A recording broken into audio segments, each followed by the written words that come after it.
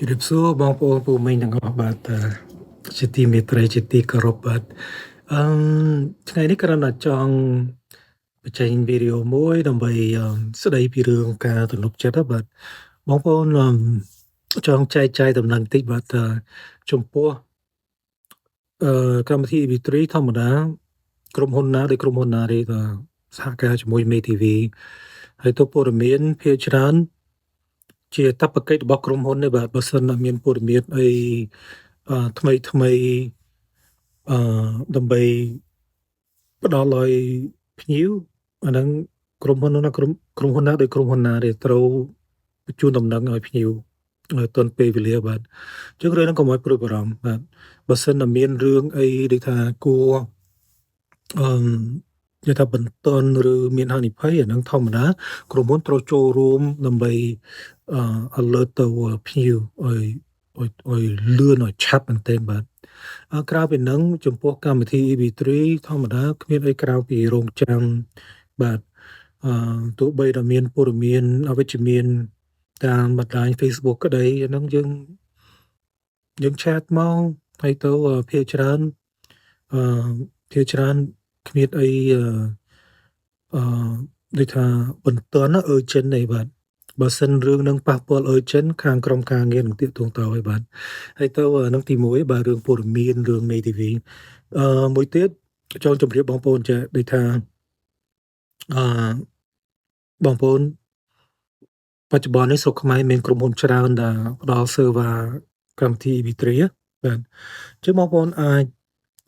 serve អាចសួរនាំបាទហើយទៅមួយទៀតតែពិសេសបាទបើសិនជាបងប្អូនមានជំនឿជឿពីរឿង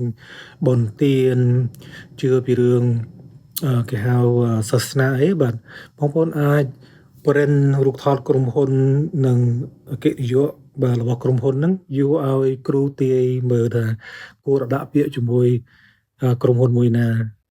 ប្រធានមួយណាបាទបរិយភ្ញៀវថ្មងថ្មីហ្នឹងគាត់ធ្វើអញ្ចឹងគាត់ print ដូចថា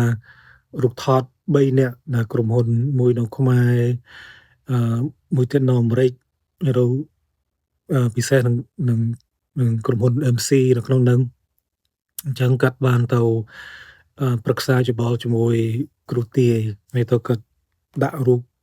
ក្រុមហ៊ុន3ហ្នឹងឲ្យលោកគ្រូជួយទស្សន៍ទាយថាគួរដាក់ជាមួយក្រុមហ៊ុនមួយណាអញ្ចឹងចំណោមទាំង3ហ្នឹងអានឹងខ្ញុំសូមលាក់ឈ្មោះក្រុមហ៊ុនដើម្បីកុំឲ្យប៉ះពាល់ប៉ុន្តែសម្រាប់មកផលិតផលគ្រូទាយ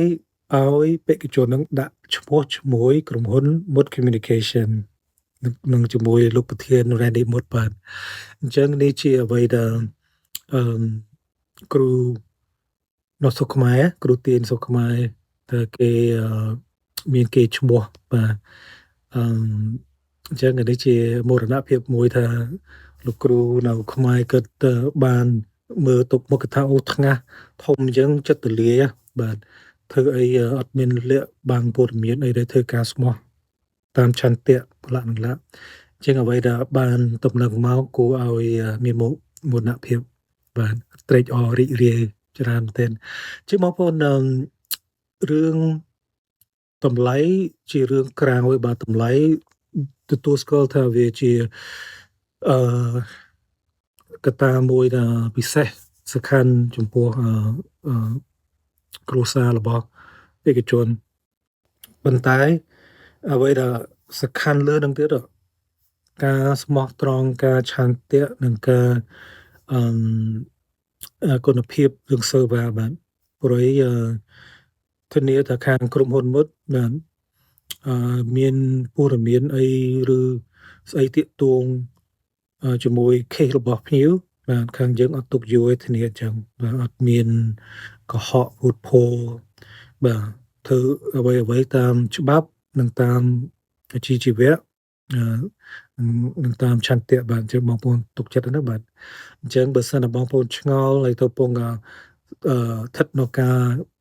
ស្រាវជ្រាវនិងសម្រេចចិត្តដាក់ពាក្យទៅក្រុមហ៊ុនមួយណាបាទដាក់មក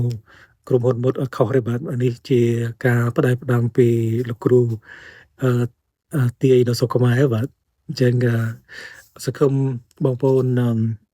ជឿជាក់នឹងដាក់ពាក្យនៅខាងក្រុមហ៊ុនមុត ហើយនោះសង្ឃឹមថាខាងក្រុមហ៊ុននឹងបម្រើបងប្អូនដិតដល់បាទខ្ញុំសូមអរគុណ